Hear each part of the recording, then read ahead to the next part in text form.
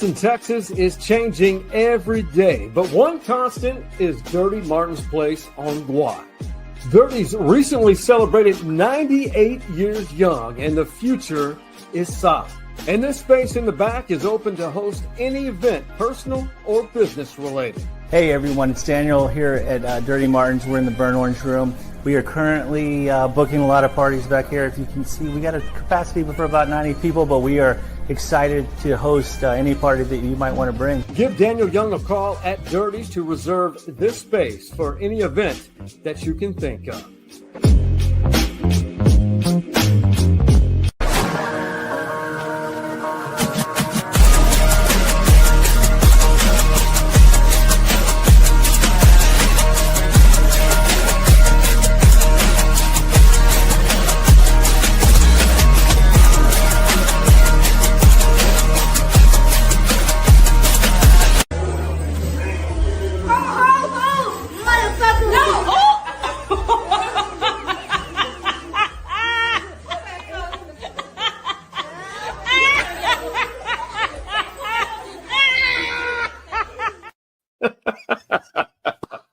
Oh, kids will say the darndest, damnedest things.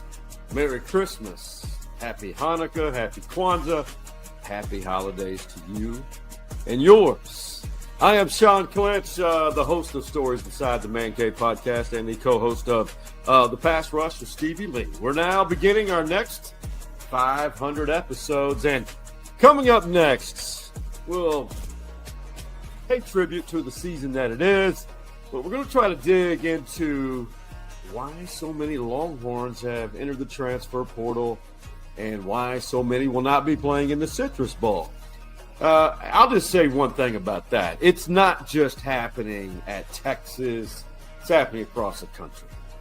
And the way college football is set up, young men and even young women and other collegiate sports, they're just seeking the best opportunity for them and seeking the best opportunity NIL-wise.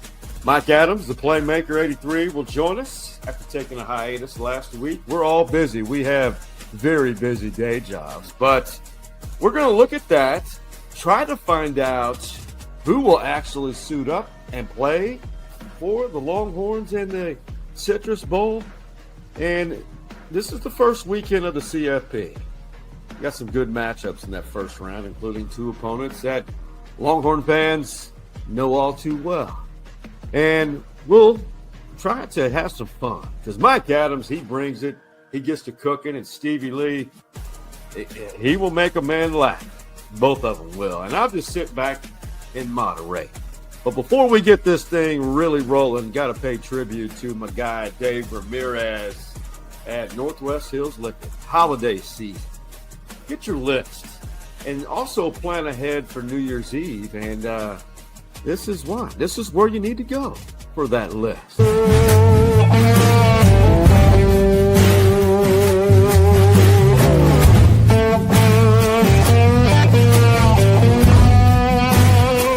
Dave Ramirez is my guy. He's very knowledgeable, great person, and he wants to make everybody's event for the holidays. You know, we're going to see a lot of family. You may need a cocktail. And he's got a knowledge of how to mix it, what you need, and what the latest options are. And you may have some old reliables. He more than likely has those. So tell Dave when you visit that you are a friend or a man caver, a friend of the podcast, so to speak. Hey, another partnership we have is with Mercer Black. Spirit Dress, spiritdress.com. The Tess Sawyer, the first lady of the Man Cave on the left, modeling Spirit Dress, some of their apparel. Log on to spiritdress.com. UT graduate, local company, and she branches out beyond the UT brands, several brands, including TCU, OU, and other brands. Just go to spiritdress.com. It's a great place to visit and surf around for last-minute Christmas gifts. And be sure to follow and like each of our social media platforms and subscribe to our YouTube page for free, man. Good conversation. It's going to be good to see my brother, Stevie Lee, and Mike Adams for episode 501. Let's ride.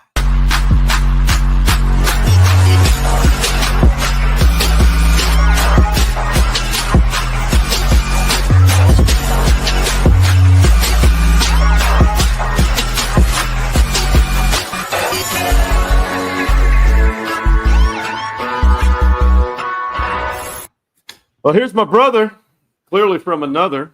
I didn't get much melanin in my skin or a tan. Stevie Lee has a great tan year round. And Merry Christmas and Happy Holidays to you and your family, my brother. Absolutely, you too, man. Man, I appreciate it. Are you done with your shopping yet? I don't think I even started. Well, I didn't start. My wife started. Oh, you're delegating. You're delegating. I'm not delegating, and she's just getting it done. She gets a lot done. Yeah, no question. Miss Summer, Mama Summer, she is really good and organized. Yep. That's amazing. Well, I saw in the background, that open video, you saw the young son and daughter walk in. They're dressed as Santa Claus, and in the back, as the door was entering, you saw Dad and a Santa Claus kind of hiding and laughing against the wall. Yeah. It was funny, but if that would have been me at that young man's age, I would have got a whooping. I think all of us would have, unless our dad told us to say it. That is absolute fact. I thought it was funny. Christmas spirit, going to a Christmas party. Ho, ho, ho, MFer. Oh, man. So before we get our guy M. Adams in here, MA, if you will, Hargrove Roofing, you guys got to go to the Christmas party while I was in Nacogdoches 2 weekends ago. You felt the Christmas spirit. Did you, I guess, kind of thank them for hanging with us, supporting us, because they're the ones who are a big contributor in Stories Inside the Man Cave podcast. Absolutely, man. The whole staff over there was cool. They were so nice. I like hanging out with those guys, and the company is growing so much, man. They're in Nashville now, Arkansas, all over Texas now, and Louisiana, and Baton Rouge. So Hargrove Roofing is everywhere. Hargrove Roofing, know who's on your roof. Boom. Bingo. There it is.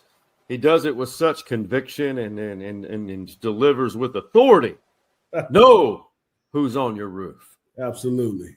Hey, real quick, since it's the holidays, maybe the viewers and listeners can get some ideas from you, but what's your big Stevie Lee, your family? Obviously you have yours with your own when you grew up.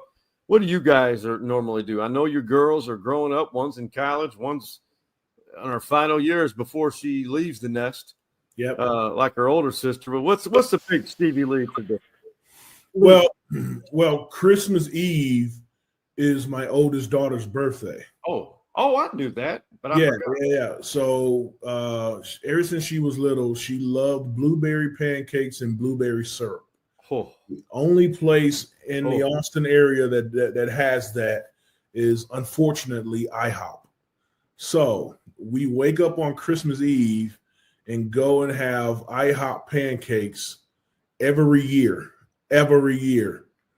with her, and then we go and have family time.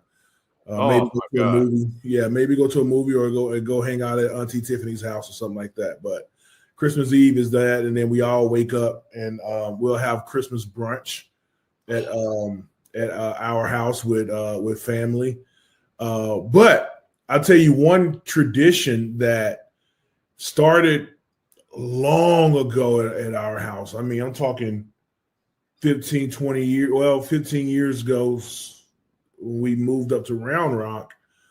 Santa Claus leave more gifts at our house when you leave him Round Rock donuts. Instead of cookies and milk, Round Rock donuts and orange juice. So on Christmas Eve, after we go and hang out with the family, we got to go get Santa's Round Rock donuts. Does Stevie Lee happen to like Round Rock donuts? No, see, I don't eat them that night. They leave them out for Santa, and then Santa writes them a thank you letter. Yeah. Okay. And one year he thanked the girls for guarding them from Daddy eating them.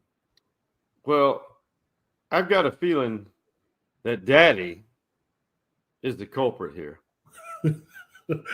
I don't know, man, because when I fall asleep, I wake up and they're gone. And he has a letter out there.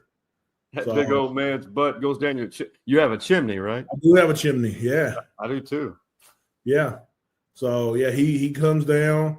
I don't know if he makes it back up as easy as he came down because a lot of the donuts are gone and all the orange juice is gone. Okay. And it has to be simply orange juice.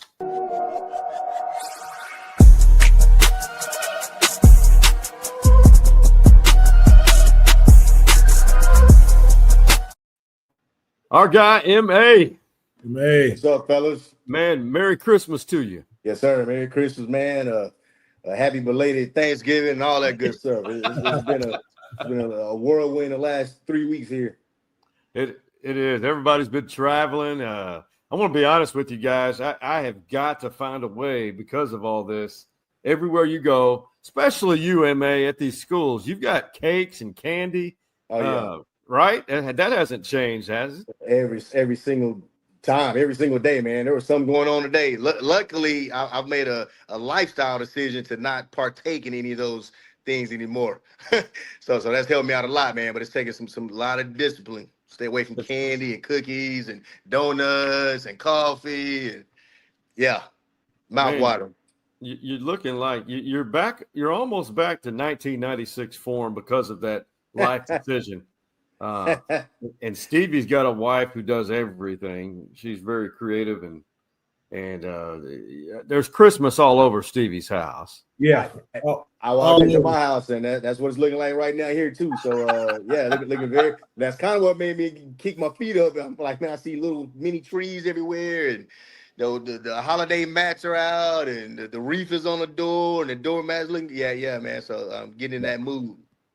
Well, yeah, I never understood the multiple trees in the house, man. I never understood that, man. I've got two. You have two?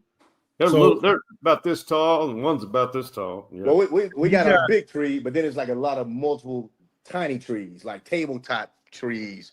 Very festive. It looks good. Yeah. Good. Okay. All right. Yeah. So we got trees upstairs. Yeah. For the kids, and the kids have trees in their room. I'm like, man, why do we have all these trees? Yeah. I've seen families do that before. That is a bit much because you got to put them up. You got to take them to the garage. Yeah.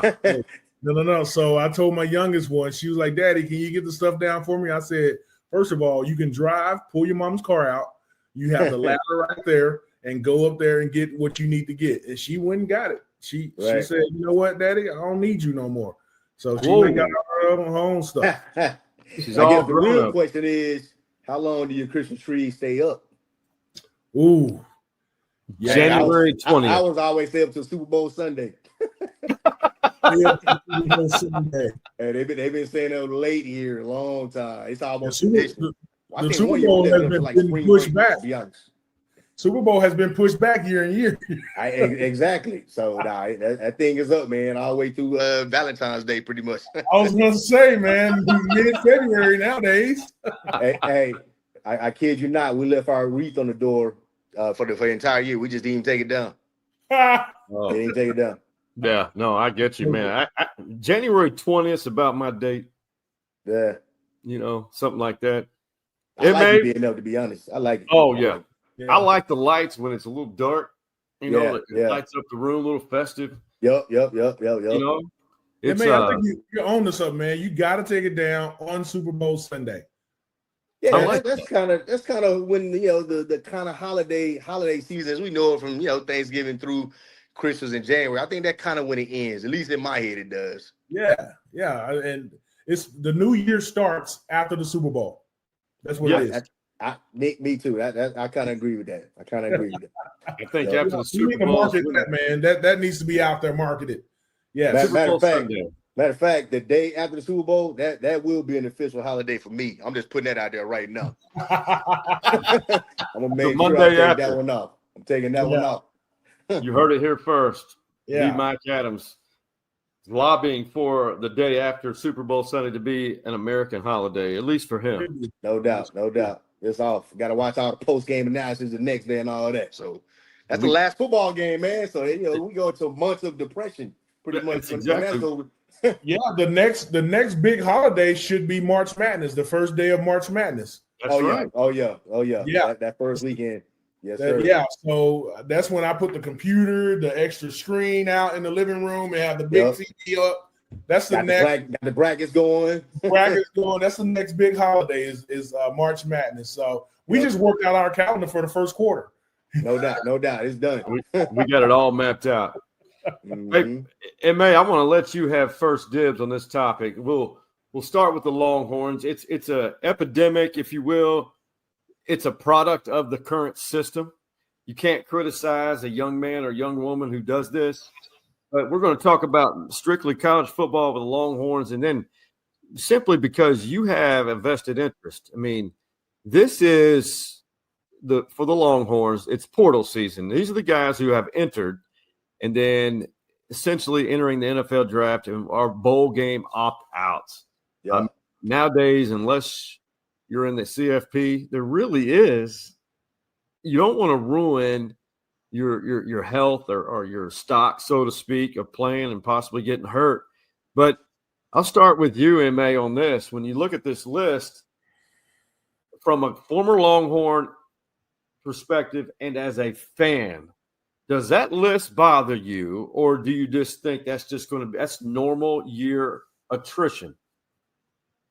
Man, I think ever since we went to the pay-for-play model, transfers, this is going to be the norm.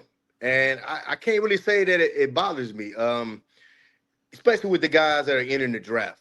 I mean, those guys, that's something that, you'd hate for them to, acquire an injury, at a bowl game or during practice or something like that and hurt their stock. I mean, that should be part of the experience of being able to make a business decision, and not, hurt your future prospects, man. Right. Right. That money, man, that money that you would have gotten, that you were, supposed to get, you won't ever get a chance to get that back. I mean, that's just lost dollars right there.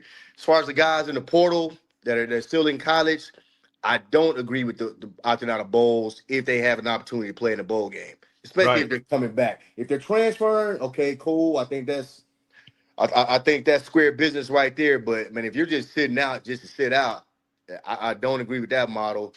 But as far as transfers itself, I think the only issue I have with it are the guys that have been in school, man. And I think we need to put an age limit on it. I think when you got guys that are 25, 26 years old, unless they went to play pro baseball and they were offered a scholarship out of high school and then they went back to college, like a Chris Winkie or somebody like that, went back and played baseball or went back and played college football, that's one thing. But, man, we've seen guys that are, 25, 26 years old. I mean, my son walked on campus, their first year, specifically dudes being a quarterback. And, man, he's in the room with Tyler Shuck. Tyler Shuck's 25 years old.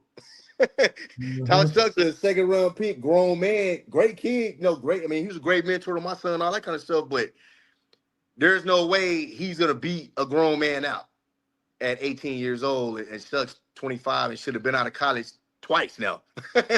Guys, since he's been in college for like 8 years. So kids in that situation, that's tough, man. I mean, and I think the only proposal for that is to give those guys who are faced with situations like that, man, why don't we give those kids 23, 24, 8 years when they get that old to stay in college? I mean, that's to me, that would only be fair because they deserve to get some of those years back too, but it's not going to change, brother. I mean, I think we're headed toward a CBA type of model, just like they have it in the NFL. It's basically free agency every year. I think with the portal, I mean, I'm in favor of the one portal per year. I mean, it essentially aligns with, kind of what the NFL does in terms of free agency. That does happen a little later. I think college needs to move towards that, maybe after, spring breakish, when free agency starts in the NFL. College needs to do that, and that way those guys can kind of be locked in for, be there for spring ball whenever that would start. They just need to push the schedule. They can push the schedule back. I agree. That's what I would do. Everything to model the NFL right now in terms of even the playoffs. Go ahead and go to the 16-team model. The NFL has 14 teams. Basically the top 7 in each conference. Man, take the top 16 teams. Let the top 2 teams in the country have a bye week, and everybody else is wild card weekend. They just need to go ahead and do it. Stevie,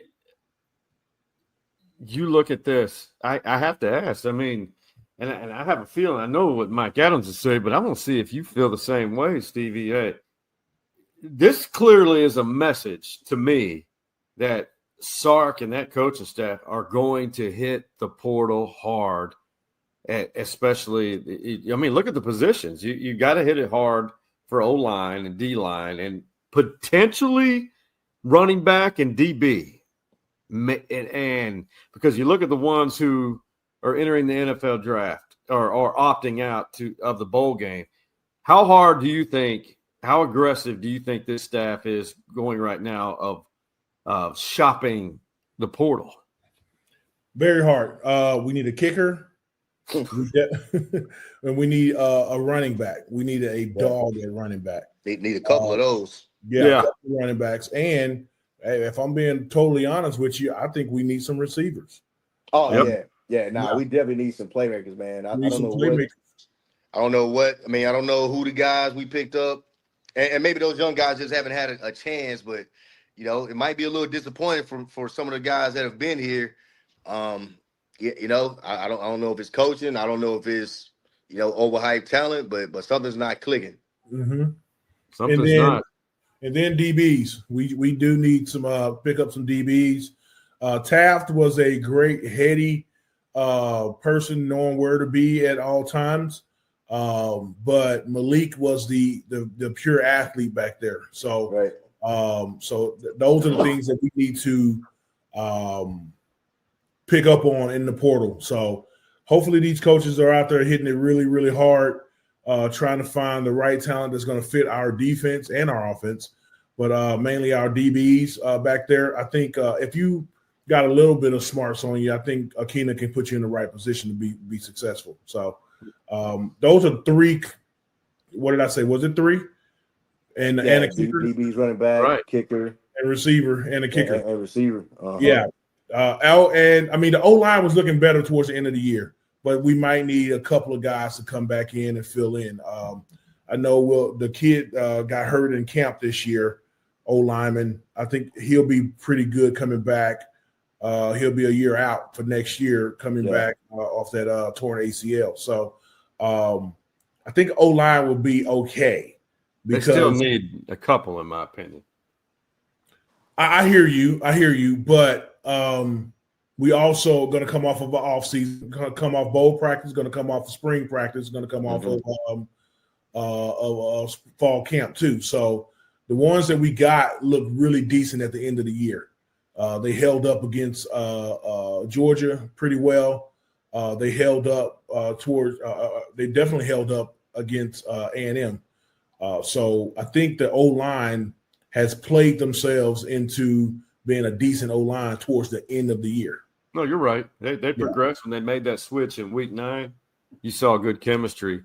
And I guess to close out this debate with you guys and for folks watching, the fact of the matter is this bowl game, I don't know what they may roll out a bunch of walk-ons. I don't know what's going to happen, but you're going to see for Texas – a lot of young talents get a lot of burn, a lot of reps, like Justice Terry, D-line, potentially Jonah Williams, a defensive back, the two-way star baseball or two-sport star.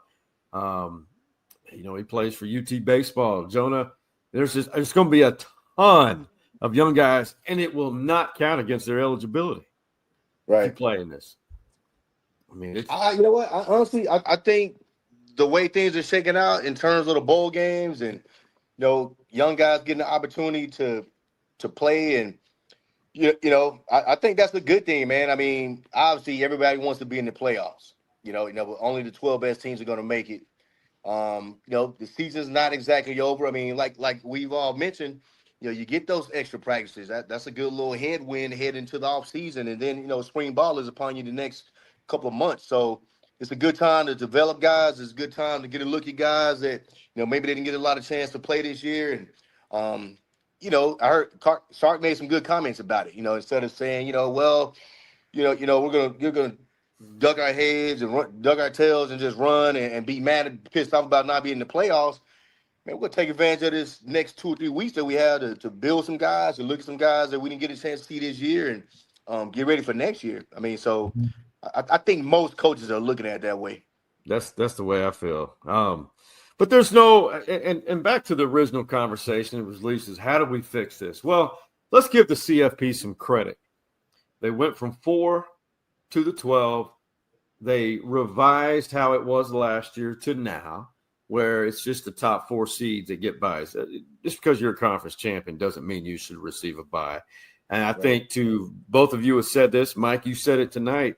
I think they're going to evolve. It may be a couple of more years to the 14 or 16 team model, where you're getting the right teams in. And but there will always be debates.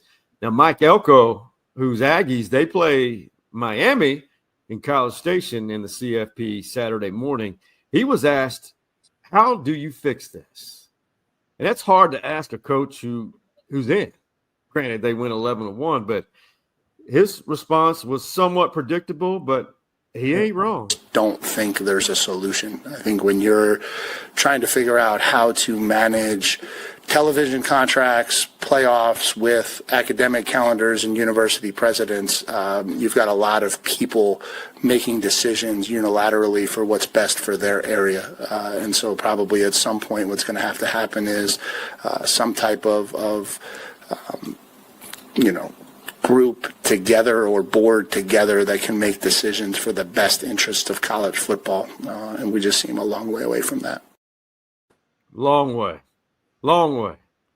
I guess quick statements from both of you on that. I mean, he's a pretty smart guy. I mean, you have to be, just like all head coaches. You're aware of what's going on, but you really have no say-so in it. I mean, Mike, what would you do? What would you lobby for? Honestly, man, I mean, and I know you said a couple of years before they make changes, but I think the model, I wouldn't be shocked if it went into effect for this upcoming new year, upcoming next season. I think they're going to make it happen because, I mean, there's been so much pushback on the 12 teams and what to do with the G5 teams. Do you have a G5 playoffs alone separated from the FBS guys, or do you just add more teams? I think that's the answer, to be honest. And I think if you're a G5 team, you need to schedule better. All the Power 4 conferences, they have now gone to playing non-conference opponents, during the year. So if you're a G5 team and you think you deserve to be in the upcoming new 16 or 14 team playoff, man, you need to schedule at least 2 or 3 Power 5 opponents. Yeah. You know what I'm saying? Like if you're not doing that, I don't care what conference you win. Your strength of schedule, strength of record is not going to measure up. You do not deserve a spot in the CFP. 100%. Stevie, anything stand out for you? What's bugging you about it?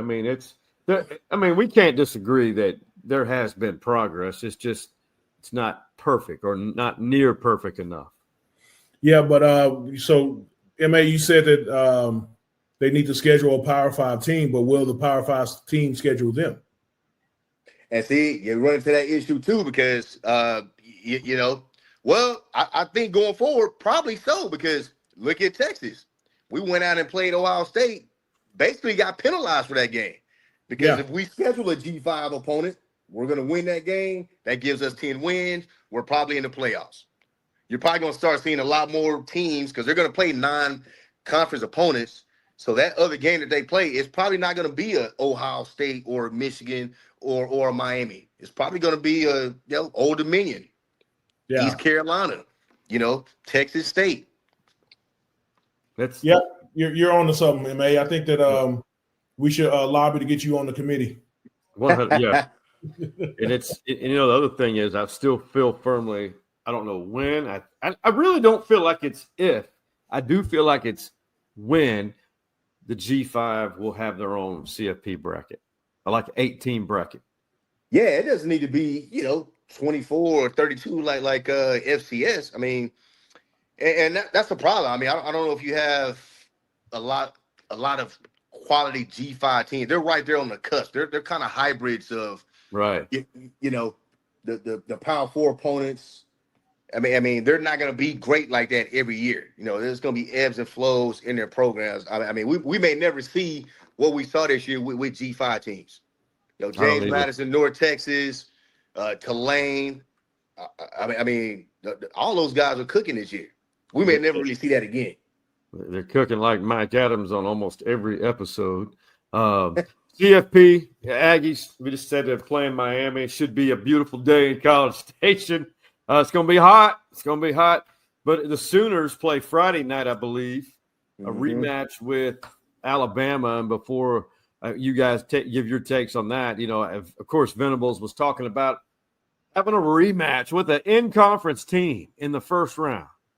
You know, for us and, you know, through a really good, strong body of work, we earned our way to get there and just want to make the most of it. I want our guys to be fully immersed in the moment.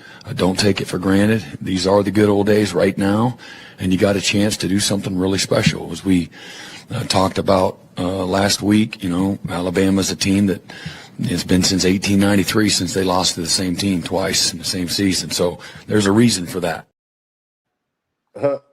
So I don't have – I mean, what else? He can't say much. I mean, do we see – I think OU with that defense, and I know people say Mateer is mistake-prone, but he's kind of a gamer. It's rugged, it's dirty, it's nasty, but he gets it done. Can Stevie, since Mike went first, Stevie, you feeling OU Friday night? Nah. In Norman. Nah, I'm not, man. I got Alabama. I know Manti he's good and he can be streaky and he's healthy now. You know, he's had time to get that hand healed, but I got Alabama, man. They're finding ways to win, and they'll find a way to win up there. And they got a bad taste, MA. They were destroyed by Georgia the same way Georgia did to Texas in that fourth quarter. Yeah. Man, and I think that's why I'm going with OU. I'm going with OU to go for the sweep. I mean, because you said it. I mean, Mateer, man, he's just a dog. He's gritty. Yeah.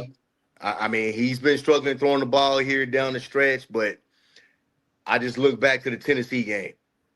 I mean, for them to go to Tennessee in Knoxville and win that game, then to turn around, I believe, the very next week and go to Tuscaloosa and beat Alabama. I don't know, man. Those are probably two of the best performances back-to-back all year. I mean, on the road, they took care of business, and then they finished and closed strong, beating Missouri. Who else did they play down the stretch? But they had some nice quality wins. They did. OU, man, they're kind of my pick since all my teams are out of it. They're my pick to win it all or to at least be in the game. OU's dangerous. They are. They're dangerous. Defense that defense. They remind me of the OU defense back in 2000. You know, they were nasty. Nasty. They had playmakers everywhere. I mean, they had big-time guys, and they were all just very opportunistic, and the offense did just enough to win games. I mean, they won that championship game. Man, they beat Florida State 13-2. Or 10-2, something like that. They shut down Florida State, man, and kept – I mean, that was, I believe, Peter Warrick in that. Now, Warrick may have been gone, but they had some guys after that. Man, they shut Florida State down. And OU had Torrance Marshall. Yep. And it's so I expect Layman, Roy Williams, all those guys. Lord Almighty, dudes, man. You know what, man? I really feel like Tulane may show up. I don't think James Madison has a chance in Eugene, but I do think this Ole Miss Tulane deal is a little different. Oh yeah, I really do. I expect the Aggies to advance, and you guys are talking about Bama and the Sooners. They're playing for the right to play Indiana and the Heisman Trophy winner. And speaking of, man, that guy, he gets it. He's marketing himself, raised well. This speech to his mom spoke to all moms. By the way, his mom, I believe, is battling MS. Yeah. And if you guys didn't see this, I'm not going to lie. It's not because my mom passed 2 years ago, but this hit right here. Mommy, this is your trophy as much as it is mine. You've always been my biggest fan. You're my light. You're my why. You're my biggest supporter. Your sacrifices, courage, love, those have been my first playbook and the playbook that I'm going to carry through my side through my entire life. You taught me that toughness doesn't need to be loud.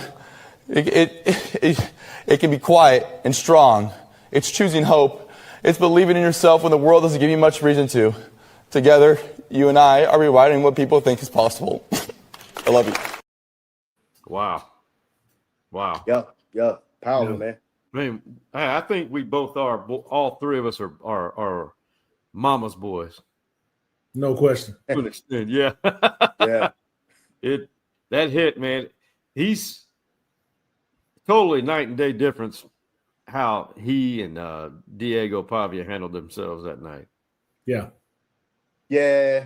I mean, Mendoza class act, and feel for his mom. Prayers for her, man, battling a tough disease, and the dude. I mean, and him and Pavia. Here's where I think Pavia kind of got it wrong.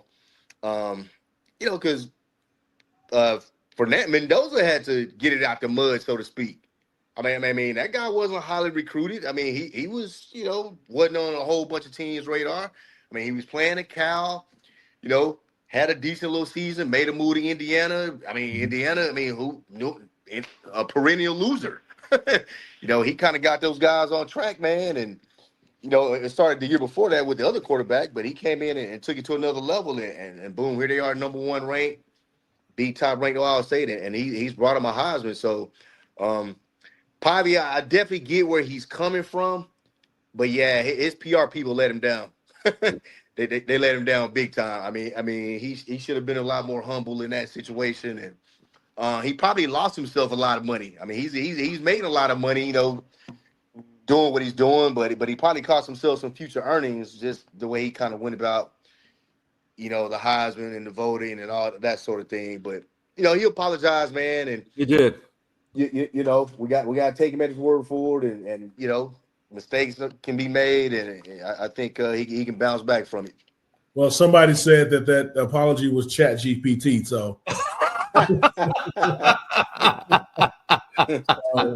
we don't know how sincere it is. At least that there was some intelligence behind it, so that works. It used a little. It sounded. Hey, the subject and verbs agreed, and so it looked good. I don't want to spend too much time on this, but I do want to. Before you go forward, though, I do think I think he probably should have won the Heisman, though. If I would have had a vote, I would have voted for Pavia.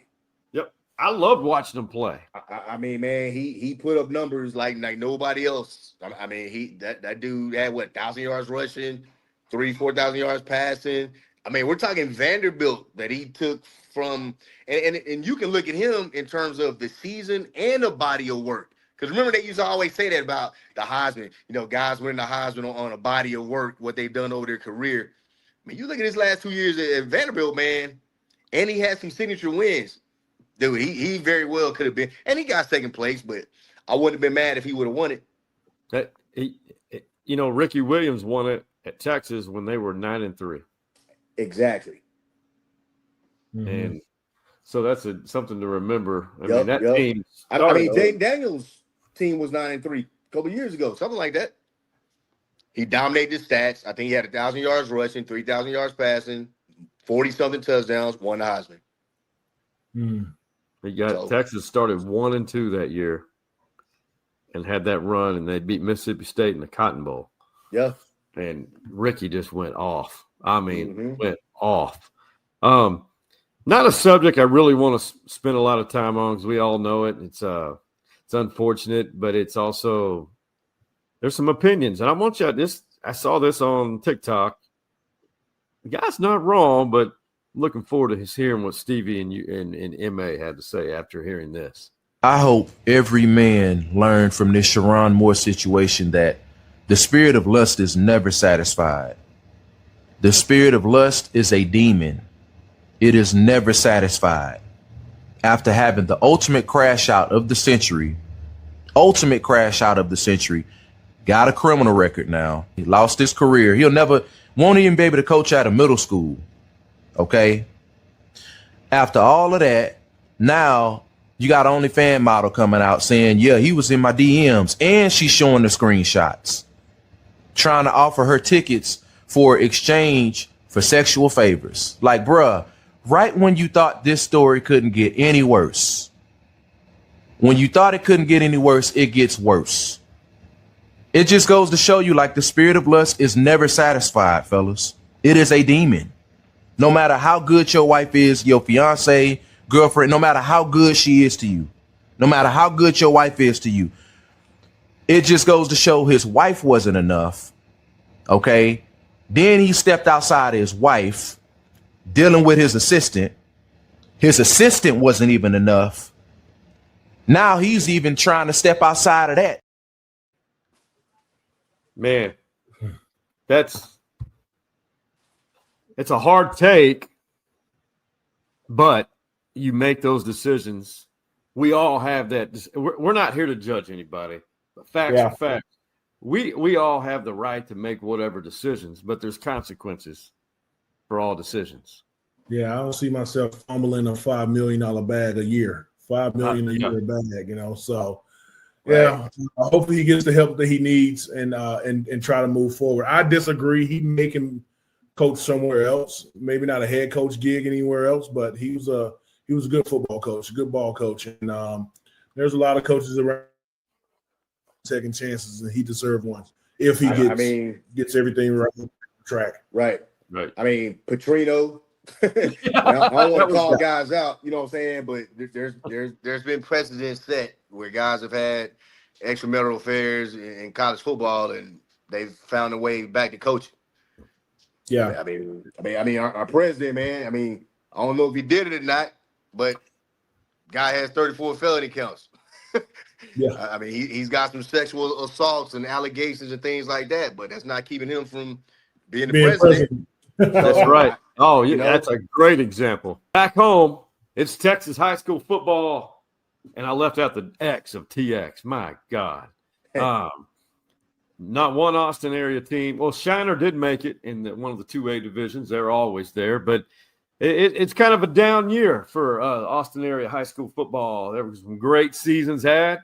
I thought the best job done was by Vandergrift, defending state champs, almost going back. On a rebuilding year. Hank Carter and Lake Travis almost got back. But you got a Dallas theme here. And I love this guy. He's a Man Cave VIP alumni. The Claude Mathis, former Southwest Texas running back, great. He's from Central Texas, the fine community of Bartlett. By the way, Stevie may know about Bartlett because they're about to have I think their real estate's about to pop there with people moving in. But this was his reaction after knocking off the number 2 team in the country, South Lake Carroll.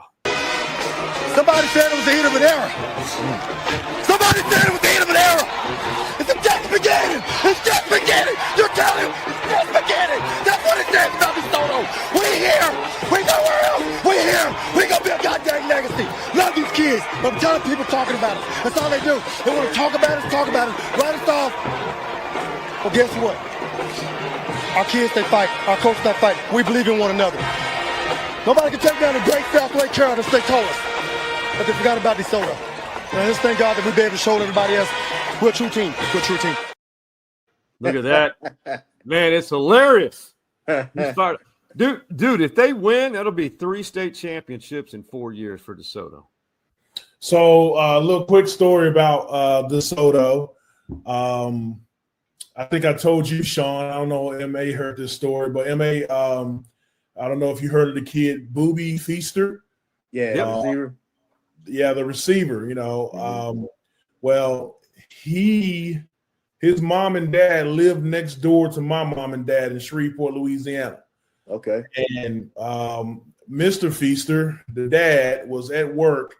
And so Mama Feaster calls my mom, and my mom rushes her to the hospital to have Booby 18, 19 years ago.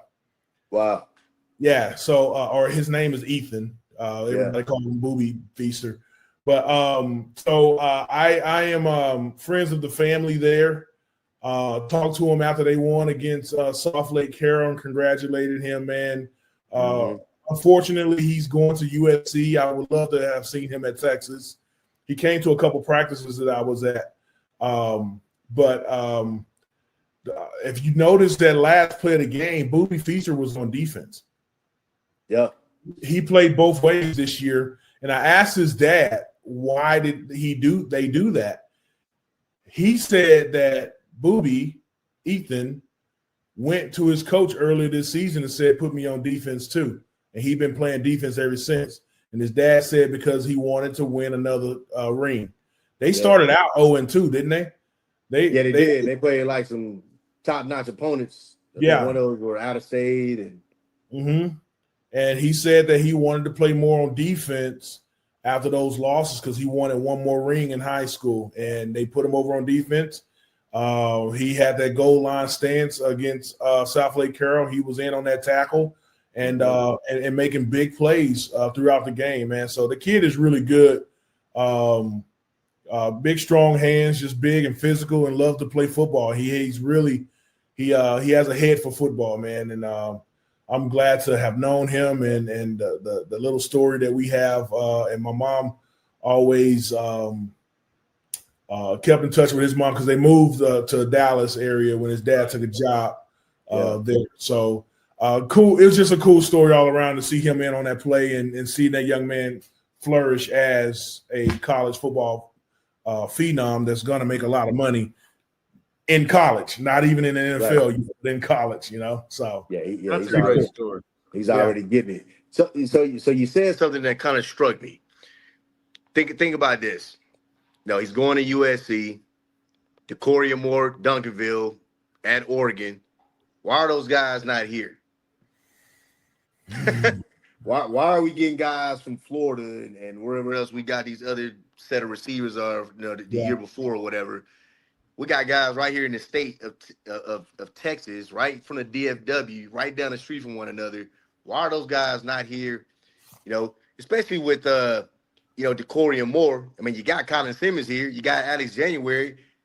DeCoria, even the quarterback, Keelan Russell. I mean, those guys could easily be on our roster, but for whatever reason, so they're not. And MA, you might can attest to this a little bit better than I can, but with the money that's in college football, with the rules changing and things like that, the country seems a lot closer, if you know what I mean. So, well, I do think the gap is closing, but I guess my point is, I know your point. Yeah, right. I mean, DeCoria Moore is supposed to be here at the University of Texas. Booby Feaster should be here wearing the burnt orange. And you're right. We got the money. If anybody has the money, we got the money. Yeah. So it feels nice throwing out $2 million. Hey, give Booby $2 million. Yeah. Give DeCoria Moore $2 million. I mean, hey, scary money don't make money. I hear you. But again, with Booby Feaster though, I wanted him at Texas. He came to a couple practices. His dad and his mom liked Texas, but his heart was still in Louisiana. So it was actually shocking to me. Like he came to practice. I think he had a Shreveport or he had a 318 chain on. Yeah, 318 area code for Shreveport. And he's like, I love Louisiana. And I was like, so you looking at LSU? He's like, yeah. But then it came out that he was going to USC. I thought that he was going to go to LSU when he came with that 318 chain on, and he lived in Texas. And he plays football in Texas. Right. He was at a Texas practice wearing a 318 chain. But then for him to go all the way out to USC, I was like, man, they must have dropped off a bag in front of his house, And you know what else too, man? Because I still think there's a little bit of a negative, mentality when it comes to guys in the Metroplex and maybe even some in Houston when it comes to the University of Texas. I mean, a lot of our kids leave the state, and I still think there's some underlying issues with, I guess, communication and with just getting those kids to stay here. I just don't. I think there's something there that they don't trust or like about UT. I don't know exactly what it is. And I'm not just saying that, with Sark being the coach, but I think it's always been that. Like, even when I was playing, like, it's been this divide, because I gotta admit, man, UT wasn't the first choice on my list. Matter of fact, I didn't even like UT. I grew up, man, right there in Dallas. I was closer to Norman than I was to Austin, and all I heard was, Norman. I mean, you just see the relationships they had on, like, not too many guys coming from the Metroplex, man, was really feeling UT. Like, and honestly, had John Magnick not got the Texas job, I would have been the University of Michigan. I was headed out the state. Like, but John Magnick came in with his passing tag. I'm like, okay. And he's the only coach that told me you're going to have a chance to start. All of them were like, yeah, you're going to play, but you're not going to start. He said, man, you got a chance to start. I'm like, yeah, I'm staying at home. I'll learn to like Texas. I'll learn to love Texas. And that's kind of what happened. But, man, I still think there's some fences that need to be mended when it comes to, keeping our guys here. Because I think it's just such a, the history's not always been positive. You're onto something. And I don't think the social media world helps. I mean, if you go and really look, it's the Houston area. I mean, Texas has had some great wins. Anthony Hill, Colin Simmons. I think there's negative recruiting everywhere, and I think it's in the Texas high schools. And I think Texas, to your point, without knowing what's going on behind closed doors, because I may be totally off base, they do sign Texas kids, but if you look, they're getting kids from all over the country. When you're you got to admit, this Texas High School Coach Association, very political. Oh, man. And they're good men. They're good men and women. Yep. And you're hitting on something right there too, man. I think, the people back home and in the inner city in Houston and Dallas, San Antonio, they're not as quote unquote dumb as people would like to think. No. And they see through a lot of the politics, man. And old school parents and grandparents, man, they've heard all the stories, and they'll rather a kid go to California, go out of state and flourish, rather than. And I still think it's that negative connotation of Texas is seen as kind of soft. I still think it's a lot of that, and a lot of the colleges out there, negative recruiting like you hit on, that's still being thrown around, man. So, it's a hotbed here in Texas. To back up what you said, MA, I'm going to divulge a little bit right now. I was I was sitting down talking to the new running backs coach, Jabbar. Okay. Yeah. Sitting down with him on Monday night. Yeah, Monday night. And I asked him, I said, I know you here, welcome here, man. You're Texas through and through now. But tell me, what made Florida think that y'all can come and win that game? He said, because we thought y'all were soft. That's been out there. That's been out there, man. Backing up what you said, they knew that they can win the game because they knew that they saw that we were soft. Right. Yeah. That's the old Texas. That was the problem before. Yeah. Yeah. So that's breaking news right there. That's good information, bro. And honestly, man, I think it kind of went away. Yeah. Here, mid 2000s, we got close to that 05 championship team, and look, saw some dogs out there. There was some real live dogs out there. Like those were UT dudes out there. Yeah. And it's funny because they were talking about Vince and how Vince made, Mac Brown kind of change his ways a little bit, get a little looser, understand the guys. Hey, man, this is who we are. We listen to Screw and all that type of stuff. And that kind of went away, man, when a lot of those dudes left.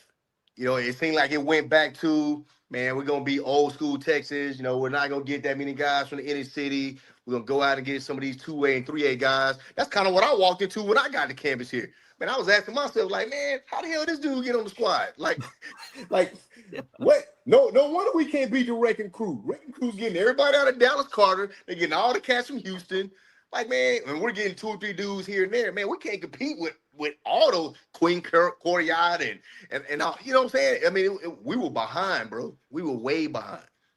Yeah. It's that Nick Saban recruiting, man. He's going to get some dogs from the inner city. Doesn't care that has something to lose, and they want to play football. They hungry, dude. Hungry.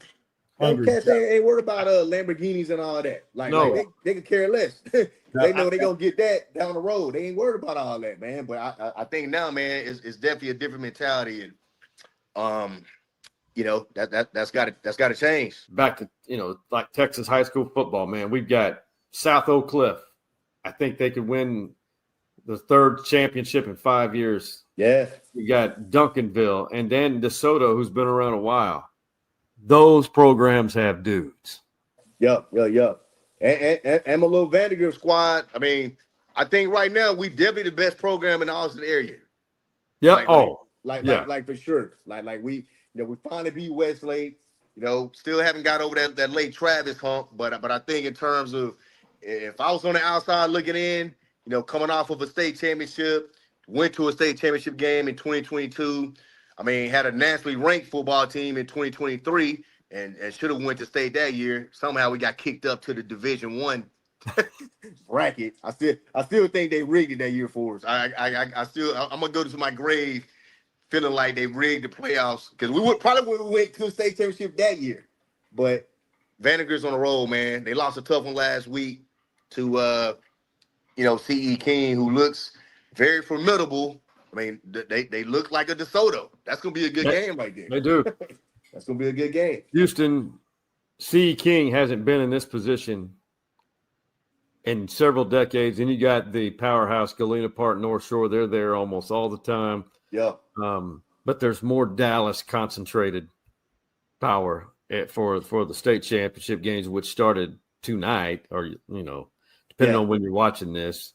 But that's a spectacle in itself. Hey, MA, man, I love this. We're going to do this every week until January, right after the Orange Bowl, the Citrus Bowl. Then we'll go every other week. And MA, you're more than welcome to join us as we break things down, have some fun with it, and give our perspective, whether the people want it or not. Definitely, brother. Y'all know where to find me at. I'm all in. Man, we're going to be messaging. We got a nice thread going. Merry Christmas, Happy Holidays to you, all your family, and your boys. When is their bowl game?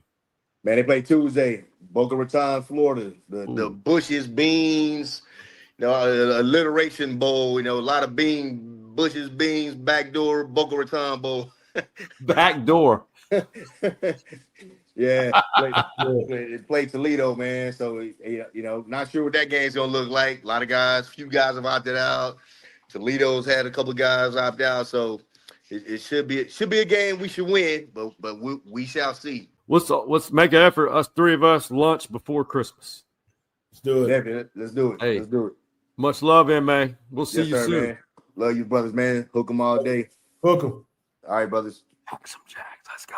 Here at Hargrove Roofing, we try to think outside the box to kind of get the creative juices flowing. So I brought in my friend Stevie Lee, former defensive tackle for the Texas Longhorns. He's going to help the team strategize, really motivate them, light a fire.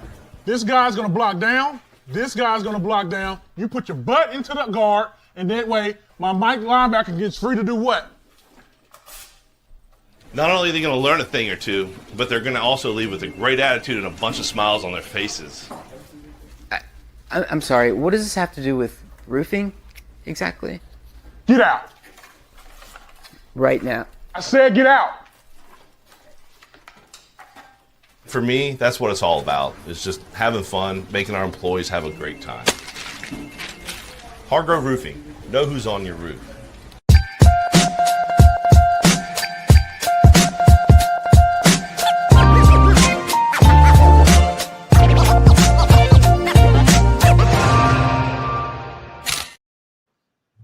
Don't get out yet. I know it's intimidating when Stevie does that. Hey, Tik Tokking the man cave. As gentlemen, as men, we never grow up completely. just as this guy who, how can I say this, found a box of crayons and added to the childhood art on their refrigerator. I think you will appreciate this and the planet in our solar system that he included. I just walked past my refrigerator and noticed that there was some new artwork that was not there before. And at first glance, I thought maybe it was something one of my kids drew. But no! Here we have a little Mickey Mouse, stained glass situation, a cat, great stuff from the kids. And then I noticed, do you want to know who made that? I'll give you one guess. I found a brand new box of crayons that we haven't used, and I was bored. Explain your drawing. Rocket ship. A rocket ship. It says, next stop, Uranus. It's where this guy's traveling to. You see how the marks mean it's going fast. This is the fuel line. That's the fuel line? The fuel line. Fuel tanks, squishy, so when they land, it's not a bumpy landing. A window? Yeah. So and there's a little man. Probably a bunch of little men inside here somewhere, probably too. There's a large crew. There's a big crew on this ship. Crew on the ship. It's bigger. It says, next stop, Uranus. Oh, the planet. The planet Uranus. Right. Uranus. That's what you meant? Yeah. Gotta go. Okay. Great. Oh, did you see the planet Uranus was like the shape of a buttocks? I did not see that part. I didn't see that. You caught that. I sure did. I noticed detail. There you go. That was fun. That gives me an idea to draw that. I would do something like that. Absolutely, 100%. Hey, Ben, tell me something good. My brother, great conversation with Mike Adams. That's great and good. We're about to wrap up the entire year, man. Tell me something good, my brother. That's what I was just about to get at, man. It's kind of bittersweet, so I'm going to keep it on the good side. The season is officially in bowl season right now. We're in bowl season as we record this on, Wednesday night. There are 2 bowl games on. I'm about to shut it down here and go finish watching this last game of the night, but we're in bowl season, and that's a lot of fun for me, man. I really enjoy bowl season. We got the first round of the college football playoffs in the next couple of days. You get your favorite bourbon and sit down on the couch and have a really good time just watching some good football. Hopefully it's good football with all the opt-outs and people opting out of the game and going into the portal. That's to be seen. Hopefully we're not seeing JV football.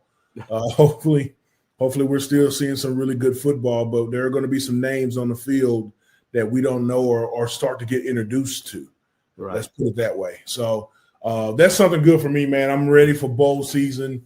It's bittersweet because bowl season means that the season is winding down, and it was a really, really fun season. Even though my Horns did not make it to the college football playoffs, I really like the progress that they have made. They gave them that number 1 ranking too early in the season. They gave Arch the Heisman way too early. Agreed. And now all the talent that we lost last year, hindsight's 2020. This was just rebuilding year. And we rebuilt, we're reloading, and we're going to be hot and fire hot for next year, man. I'm calling it right now. Man, I love the energy. I love the energy. I'll tell you something good, man. It's kind of a multi-piece, but it's going to be short. I am so grateful that I hosted a college football watch party for the FCS playoffs quarterfinal round at the Bully. And the SFA Lumberjack Nation showed up. 41 people. Oh, wow. And great season by my Lumberjacks. It was a fun team. A lot of guys, a few of them you'll see on Sunday soon. I tell you, but to put it in perspective to Stevie's points, yes, multiple. The bowl games are phenomenal. They're part of the holiday spirit. I know they're not as significant as they once were because of the CFP. These bowl games are fun. And to Texas' point, you say opt out. Well, that means opportunities for younger and others who haven't had the opportunity. And then this holiday season, man, I have been reminded through these little dinner parties and get-togethers and even that watch party that we're not in control. Things happen on their own time. Yeah. And you're brought into, you cross people's lives when you think you want something, you're headed a different direction. Man, this season we're in, whatever your faith is, understand that we are not in control and you're headed towards something beautiful. Yeah. And that's the way it works. And hey, it is, and I love it because you and I get to talk about stuff like that. And I hope everyone understands. I got a little deep there. But for the beautiful city of Shreveport, Louisiana, the home of Stevie Lee and the home of Hargrove Roofing. And by the way, they're in Austin, Texas, and Central Texas, all over Texas. They're becoming national. And to my college hometown, Nacogdoches, Texas, the beautiful pine trees and the beautiful brick roads of downtown Nacogdoches, my beautiful hill country hometown, Austin, Texas, and every town in between. And to all of you, we wish you a very Merry Christmas, Happy Holidays, happy whatever you celebrate, because we're open to them all. We love everybody and all faiths. Whatever you're celebrating, do it with friends, do it with family, be grateful, and give love more than hate. Leave that hate behind us. Yeah. And to the OG Man Cave boys, that being Hardball Harge, Big Mike, and the Coach Mo. What do we tell them, Stevie Lee? We out. You see the drippy, I'm fitted up. Hop in my car and the giddy up. I said get out.